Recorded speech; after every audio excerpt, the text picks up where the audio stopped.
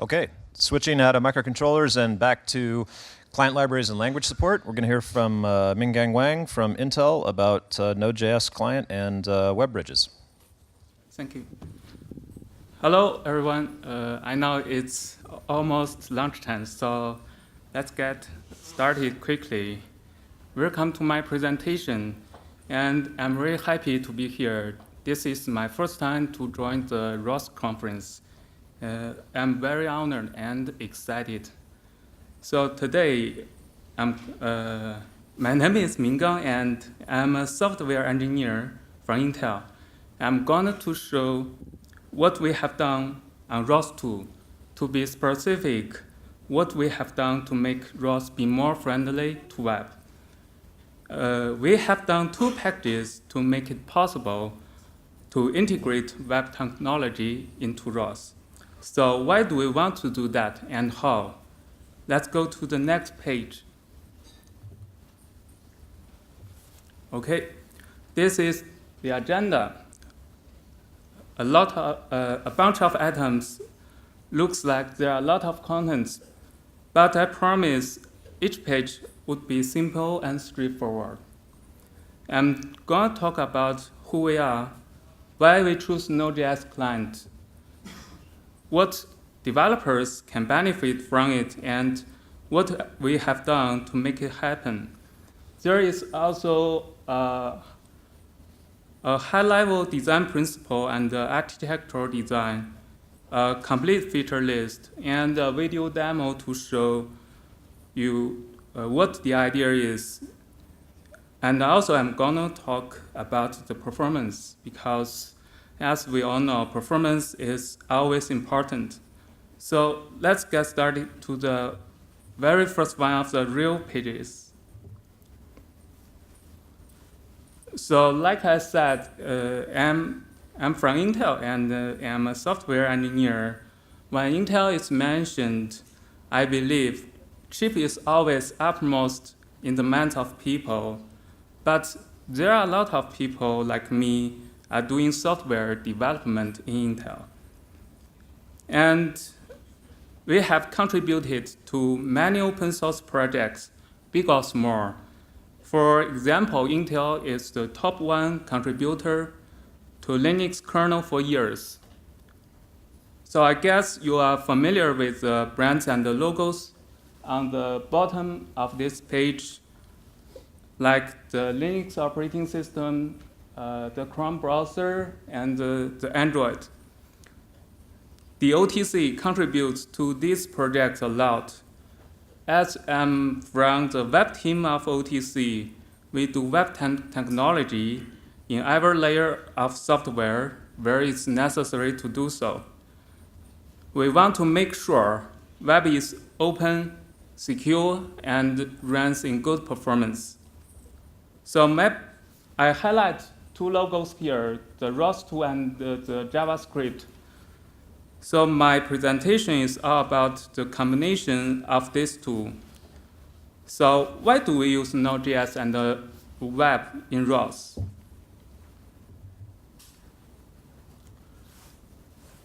JavaScript was initially implemented on client side running in a web browser.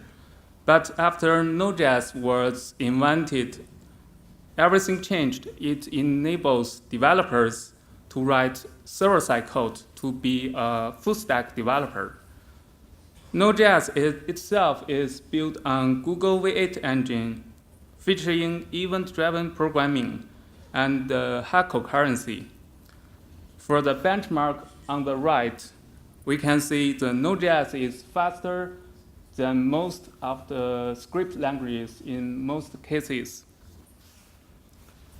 which means you can do more by the same hardware within a certain time. For the ecosystem and the influence, JavaScript has the largest amount of pull requests on GitHub. You can see another diagram on the bottom. The NPM, which is the package manager, it hosts hundreds of thousands of packages covering most of your requirements. So the Node.js apps are are easily deployed. Next, I'm going to talk about some ideas we want to deliver about ROS on web. Okay. Web is always the first solution you come up with when you want to have a dashboard or a remote control UI, because it's easy, powerful, and a cross-platform. But when it came to ROS2, there was a problem. The ROS bridge, it's one of the key component of robot web tools, which was designed for ROS1 but not compatible with ROS2. And there was no solution available back in the mid-2017. So we kicked off and said we want to do a new bridge for ROS2. Here, I'd like to give special thanks to Ji Hong, one of the owners of RWT, who was very kind. He helped us to create a new repo and make us as the owner.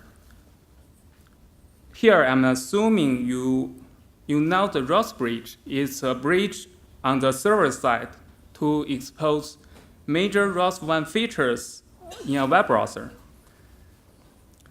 So the web developers can write dashboard or visualize a robot in a browser.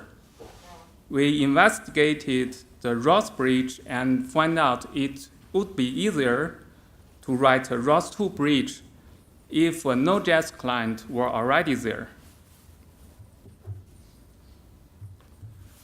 So with this thought, we actually enabled a new approach to bring ROS to web using Node.js web server plus browser. We can integrate the ROS capabilities into the web browser as services, which will isolate the information and only review the ones that the UI needs. And the web browser is the only one who can talk to ROS. And the browser only knows the business logic. That none of the ROS API is exposed inside web browser. We call this solution is robot as a service. The RAAS supports more healthy usage. Say if you write a ROS service in a browser, what's gonna happen after you close the browser? All clients depending on that service will wait forever. And this won't be a problem if you write a service on the server side. So let's go to the next page to see what we have done so far. Totally, we did 2 packages, and both of them are hosted on the RWT GitHub. The first package is RCL Node.js. It's a Node.js client for ROS2 based on the RCL library and has the same functionality compared with Python client. And the second one is ROS2 Web Bridge, which enables developers to talk to ROS2 from browser. It uses the RCL Node.js to interact with ROS as backend and implements the ROS bridge protocol to communicate over WebSockets. Here I listed some important milestones. The first prototype dates back to May last year, and the beta release finished after the first stable release of ROS2. As both of the 2 packages are built against the master branch of ROS2, we keep up closely with the latest changes and features.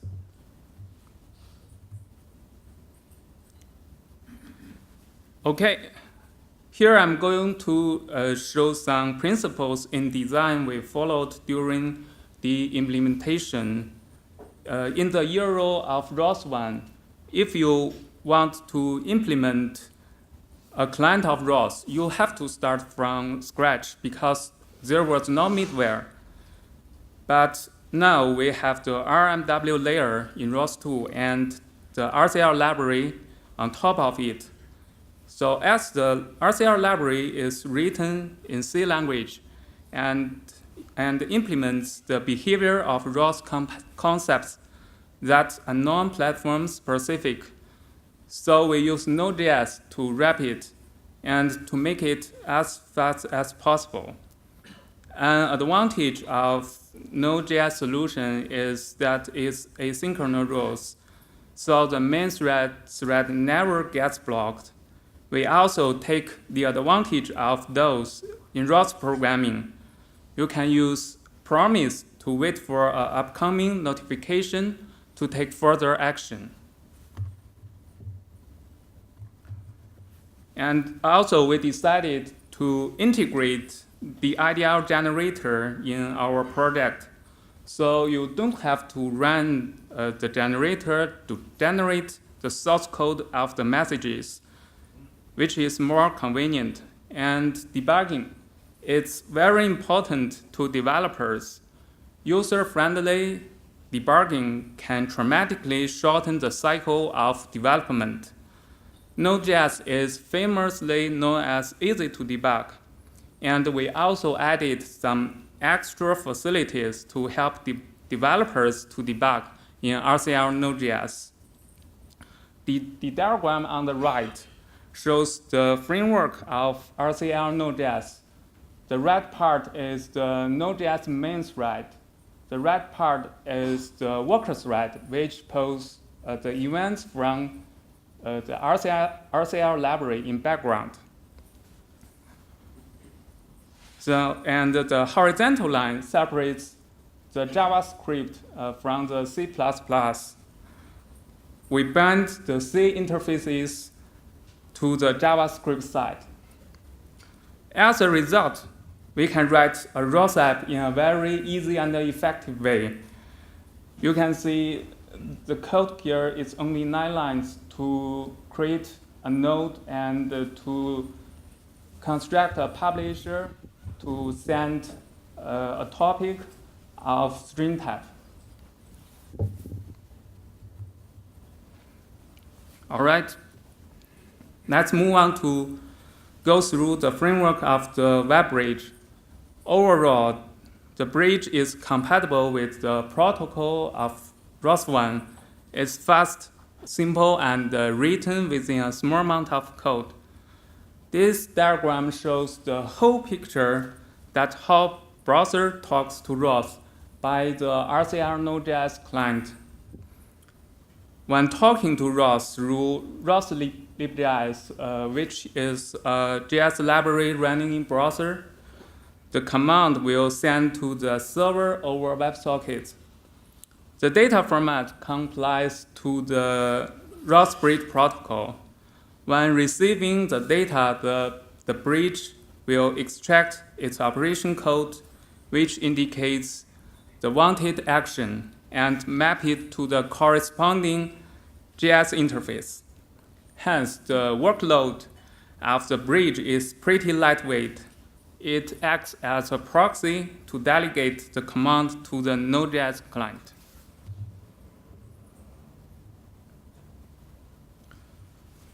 So what can we do with RCR Node.js? Let's catch a glimpse of the main features. In summary, the RCR Node.js has a comparable feature set to the Python client, such as the ROS node, the publisher, subscription, etc. And here I'd like to point out the action lib. We collaborated with Chris, who is from Rethink Robotics.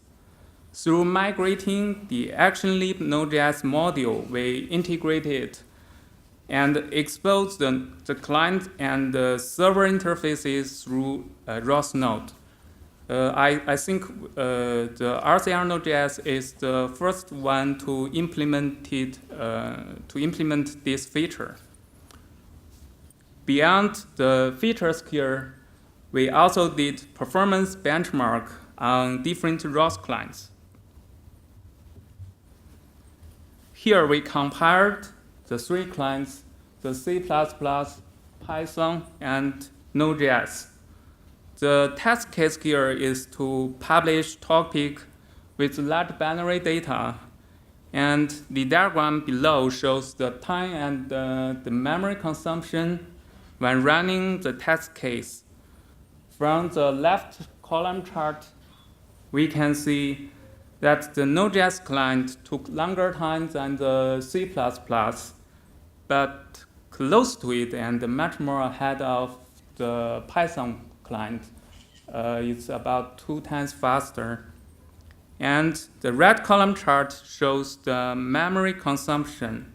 It's no wonder the C++ is the best. And the price we have to pay to get a faster Node.js client is more memory consumption. So my suggestion is that if you want to achieve a good balance between performance and flexibility, Node.js is a better choice. Here comes the demo session. It's a very similar one to the previous. The demo illustrates a common scenario for the usage of the bridge. The hardware platform compromises a Turtlebot 3 and upboard running the ROS2 and the bridge. And here I'd like to give thanks to Pew. I hope I read it correctly. He was very supportive and gave us a lot of help to set up the demo on ROS2.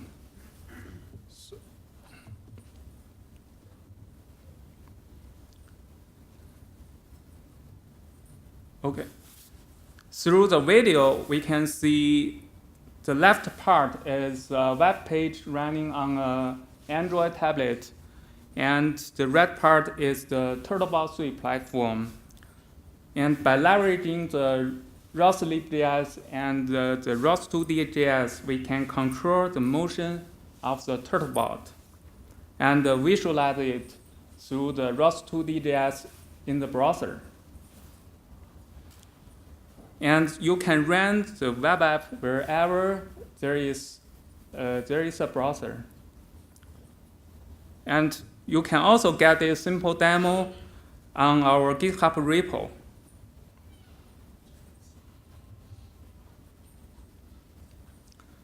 The previous pages are all about the contribution to ROS done by our team. And on this page, I have listed other Intel open source projects that I have known. So let's take a quick view of these projects.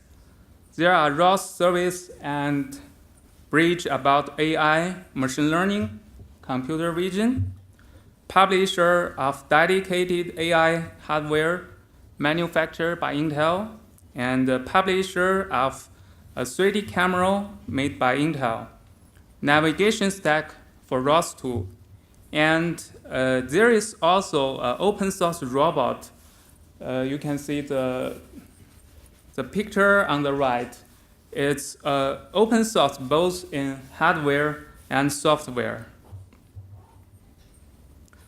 These pages show some code examples of some common usage in RCR Node.js, like publish a topic, send a request to a service. You can see it's very simple and easy, very few offline. And how to write a publisher in a browser. And you could contact me through the email. I put some useful links in this page, which includes some packages either for ROS1 or ROS2 and packages from Intel. I'd like to thank all the team members for their dedicated work. That's it. Thank you for your time.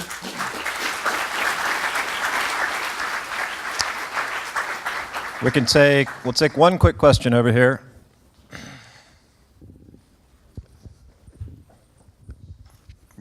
Thank you. I just wanted to say that we use this ROS bridge extensively, and we find it really useful. But I have a question. It works well with the messages relatively small size, but if you need to send lighter information or image, there are some issues with performance. Do you plan to optimize it or to do something extra to make it work faster? To my point of view, if you want to use the bridge, I think the performance is a problem, as you said, because the transport is over the WebSocket and in JSON, so it's hardly to improve the performance.